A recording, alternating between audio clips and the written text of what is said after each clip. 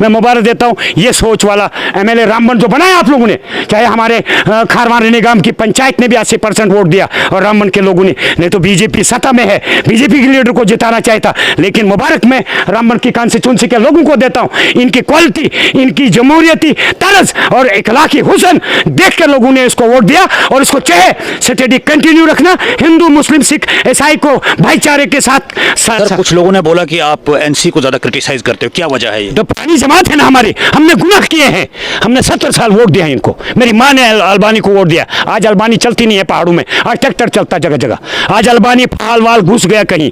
Constituency के जो MLA है वो भी हमने देखा दूर दराज इलाकों में जा रहे हैं, लोगों के पास मिल रहे हैं और काम कर रहे हैं, क्या आप सेटिस्फाइड हो उनसे? मैं सेटिस्फाई नहीं हूँ, क्योंकि जब वो मेरे घर आए, मेरे इलाके में आए, उनको मालूम था यहाँ एक डीडीसी बदनसीबी से 40 साल के बाद जीता, जैसे वो 55 साल की 60 साल की उम्र में जीता।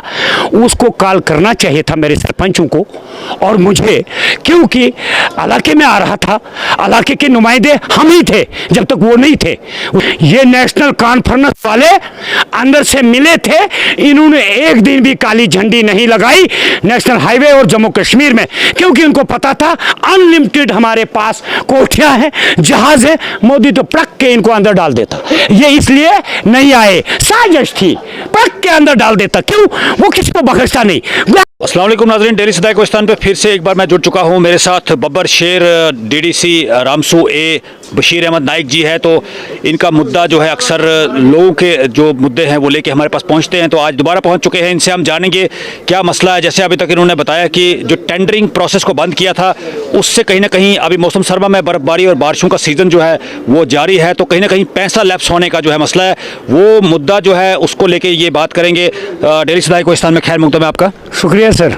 सर क्या मसला है आपका? टेंडरिंग को लेके आप बात कर रहे थे। देखिए परवेज जी, पहले तो मैं आपकी चैनल का खैर मकदम और खुशामद कहता हूँ। आप हमारी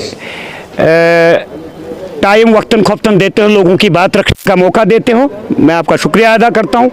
इसके साथ साथ कुछ गिले तो मेरे सबकाई एलजी मनोज सिन्हा साहब से और उसकी इंतज़ामिया से हैं, और 90% गिला जो मौजूदा सरकार हम सब लोगों ने बनाई है। मुझे समझ नहीं आई कि पीआरआई और डीडीसी ग्रांट कब टेंडरिंग होता था, आज कल तक बंद क्यों था, इसमें क्या कारण था, इसमें जिम्मेदार कौन है? जम्मू कश्मीर का ग्रांट अगर मोदी जी ने हमको डीडीसी को दे दिया सिर्फ 70 लाख, 70 लाख 20 डिस्ट्रिक्टों में 14 मेंबरों के हिसाब से कितना हो गया, वो उमर साहब हिसाब कर लेंगे। उम्र के बाद उसके बाद नरेगा की कितनी ग्रांट थी जम्मू कश्मीर के अंदर, वो कब खर्च होनी थी, वो रास्ता कब बनाना था, और वो क्यों नहीं टेंडरिंग की। नंबर 2, इसलिए अगर मौजूदा सरकार हम लोगों ने बनाई तो उसका क्या काम था। ये पता चला कि हमारी जो पैसा जाया होने का अंदेशा था, हमने किराई की, और मेरे डीडीसी चाहे वो सांबा के हैं साथी, डोडा के हैं, किश्तवाड़ के हैं, मड़वा वाड़वन के हैं, या टंगदार उड़ी के हैं, बारामूला के हैं, कपवारा के हैं, तमाम डिस्ट्रिक्टों के डीडीसी काउंसलरों से मेरी मौतबाना अपील रहेगी, अगर आप अपने लोगों की बात नहीं रख सकते हो, मेहरबानी करके इलेक्शन में तो आपको हराएंगे लोग, वो तो इंशाल्लाह मुझे उम्मीद है, लेकिन इससे कबल आप अपना रिजाइन कंसर्न डीडीसी को दे दे। क्यों? आपके इलाके में भी बर्फ पड़ती है, आपके इलाकों में भी किश्तवाड़, बाड़वन, मड़वा, दक्षिण, पाडर, गूल, हिंद भी बर्फ पड़ती है, लेकिन मुझे शर्म आती है कि ये डीडीसी खामोश क्यों हैं, ये क्यों डरते हैं। सरपंचों का टर्नओवर खत्म, चलो मुबारक है उनको, पीआरआई को जितना किया उतना किया, ठीक है, लेकिन अब सारी नजरें हमारे ऊपर हैं। हमारे डीडीसी कहाँ रहते हैं, क्या बात करते हैं, बिजली की करते हैं, पानी की करते हैं, स्कूलों की, अस्पतालों की करते हैं। लिहाजा आप अपनी ये जो 70 लाख रुपए को बचा नहीं सकते हो, तो आप 10 या 11 पंचायतों को कैसे बचाओगे। नंबर 1, आपके इलाके में पानी नहीं है, करोड़ों का जो स्कीमें दी है जल शक्ति की, मैं मुबारक देता हूं एलजी मनोज सिन्हा और उसकी इंतजामिया, और बिलखसूस मरकजी हुकूमत को और बिलखसूस प्राइम मिनिस्टर इंडिया को, उसके कुछ वो दूसरे लोग हैं, मगर बिलखसूस जिसके ऊपर बोझ है वो है प्राइम मिनिस्टर नरेंद्र भाई मोदी के ऊपर। अगर वो स्थिति में आई, कई जगहों पर कुछ घर छोड़ दिए गए हैं, वहां नरेंद्र भाई मोदी नहीं जाएगा, ना रामन डीसी जाएगा, लेकिन इसके साथ साथ इन डीडीसीयू की अहम जिम्मेदारी थी। अब बताइए, शर्मा बिल्कुल तैयार है, हम धूप को देखते, दिसंबर का महीना है, हाँ राशन की डंपिंग की भी बात मेरे पास आ रही है, दूसरे काउंसिलरों के पास शायद शर्माते हैं लोग। अरे भाई ये हम सब लोग आपके गुलाम हैं। प्राइम मिनिस्टर इंडिया लेकर हम सरपंच काराकुली वाले जो दूसरे काम करते हैं, धंधा करते हैं, वो उनका भी काम है खिदमत करना। डीडीसी हम टोटल गुलाम है, एमएलए टोटल गुलाम, चीफ मिनिस्टर टोटल गुलाम। आज सवाल ये है कि जो लोगों के साथ मसले मसाइल है उसको उभारना है। मैं रामबन एमएलए को इसके बारे में मुबारक देता हूं, मैं तो कांग्रेसी हूं, लेकिन उसने बात उठाई असेंबली के अंदर, मेरे डिस्ट्रिक्ट के अंदर दूर दराज पहाड़ी के इलाकों के अंदर राशन की सप्लाई नहीं पहुंचती है टाइम पर, बिजली की सप्लाई नहीं पहुंचती है। एमजी नरेगा पीएमएवाई स्कीम अगर आई है नरेंद्र भाई मोदी, वो किसके लिए है, उसको इंप्लीमेंट क्यों नहीं करता DC, ADD sir, BDO sir, GRS, panchayat secretary और मेरा डीडीसी। सर लोकल जो चुनी हुई सरकार है उससे बताइए, क्योंकि अभी लोकल सरकार है जम्मू कश्मीर में, उसके लिए लोकल तो है यार, यही तो परेशानी है मेरी। लोकल नहीं है, जो ऊपर प्रिंसिपल कहेगा वही हेडमास्टर करेगा, ये हेडमास्टर है। अब हमने कहना है, मेरा फर्ज है लोगों की आवाज उठाना। अभी ये तो अभी टेलीविजन है ये, लेकिन लोकल ने ऊपर प्रिंसिपल ने तो स्टाफ चुना हुआ है ना, उसने काम करना है। तो हेडमास्टर साहब की ये गैरत होनी चाहिए कि प्रिंसिपल को लिखित में दे दे कि स्टाफ की कमी है, बुक्स की कमी है, रूम की कमी है। वो जब कहेंगे नहीं, वो बात अंदर से, लेकिन हमने मौजूदा गवर्नर को, की वजह से लोकल लोगों का नुकसान हो रहा है ना सर, मेरी सीधी लोगों का तो नुकसान हो रहा है। मेरी लोगों का नुकसान और नफा की बात मत कीजिए, इधर था ही कब नफा। अभी भी रोड, ये पुराने रोड था तो मैग्डमाइज किया गवर्नर इंतजामिया ने, ठीक है सर, और पुराने 50-50 साल के रोड थे, ये पहाड़ छिल दिए मोदी जी ने। अलबत्ता फिर का परिस्थिति के कुछ इश्यूज है जो हम बर्दाश्त नहीं करेंगे, वो इनके चलेंगे, लेकिन जो मोदी ने काम किया वाकई करके, मैं कांग्रेसी हूं मगर शेर हिंदुस्तानी हूं, कांग्रेसी भी हूं, साथ में कांग्रेसी भी चलेगा उस सड़क पे, बीजेपी वाला भी चलेगा, एनसी वाला भी चलेगा। लेकिन एनसी सरकार अगर इतनी हमने मेहनत करके लाया, बहुमत दी, तो ये पीएमएवाई मकान की अगर ये पॉलिसी नहीं इंप्लीमेंट कर सकते तो इनको चाहे रिजाइन देना। सर आपके ऊपर भी कुछ सवाल कुछ लोगों ने उठाया कि खुले सवाल आपके डीडीसी जब थे आप, तो आपके ऊपर भी कुछ जिम्मेदारियां नहीं हूं अभी। हाँ है, अभी जो आपका टाइम जो है खत्म होने वाला है, लेकिन आपने जो है अपने इलाके में काम नहीं किया है, उसके बारे में बताइए। काम आपने किया, लोगों ने बताया हमें। अब एनसी वाला मेरी क्या हिमायत करेगा, वहां का बीजेपी वाला कहेगा कांग्रेस वाले लीडर ने सड़कें बनाई नहीं, मैग्डमाइज किया, ये भूल जाइए। अपोजिशन होनी चाहिए और अपोजिशन जो करता है उसको करनी चाहिए मेरे खिलाफ अपोजिशन, मगर सही मुद्दे पर करे, नहीं तो मैं मुर्गा बनाऊंगा उसको। क्यों? अगर उसको माँ को उठाता था कांधे पर चमलवास पहुंचाता था, बहन को उठाता था कांधे पर सांप काटता था, रीछ काटता था, हमला होता था, दरख्त से गिर जाते थे, भैंस के धक्के से गिर जाता था, गाड़ी नहीं थी। आज 1 करोड़ की एम्बुलेंस रखी मैंने नील की 9 पंचायतों के लिए, और जगह जगह मैंने रोडों का जाल बिछा दिया और सब सेंटरों का जाल बिछा दिया। वो कहते हैं, कहने दीजिए, हमें कोई फर्क नहीं पड़ती मेरी सेहत में, उन्हें चाहिए रोज कहना ताकि मैं और आगे मजीद काम। नई सरकार से उम्मीदें क्या आपकी? क्या किस तरह? तो उम्मीदें तो नहीं है, मैनिफेस्टो में उन्होंने बताया था ना, मैनिफेस्टो में एक कहा है उन्होंने, मैं अभी उमर साहब को ये कहूंगा, राशन सिलेंडर राशन तो कर दिया मोदी जी ने, वो उसको मुबारक हो, 4 साल 28 तक कर दिया मोदी जी ने। सुनिए, बिजली कहा है, हमारे गलती से ये हमें बेवकूफ़ बनाते हैं। मैं समझता हूँ हुकूमत, आप बेवकूफ़ हो, हमें मत बनाओ। चुनाव आदम के ज़माने से चल रहा था, आपने जम्मू कश्मीर के लोगों को धोखा दिया है। अगर आज आपने ये कहा है, करके दिखाओ। 12 सिलेंडर में 6 माफ़ करता हूँ आपको, 6 दो।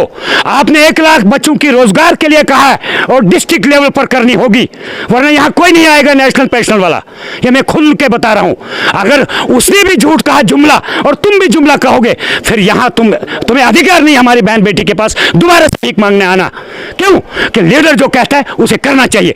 आपका बाबा कौम ने भी वादा किया था नील को मैकडम देंगे, सड़क देंगे, कॉलेज देंगे, हाई सेकेंडरी देंगे, आज तक नहीं हुआ। सर कुछ लोगों ने बोला कि आप एनसी को ज्यादा क्रिटिसाइज करते हो, क्या वजह है ये? तो पुरानी जमात है ना हमारी, हमने गुनाह किए हैं, हमने 70 साल वोट दिया है इनको। मेरी माँ ने अल्बानी को वोट दिया, आज अल्बानी चलती नहीं है पहाड़ों में, आज ट्रैक्टर चलता जगह जगह।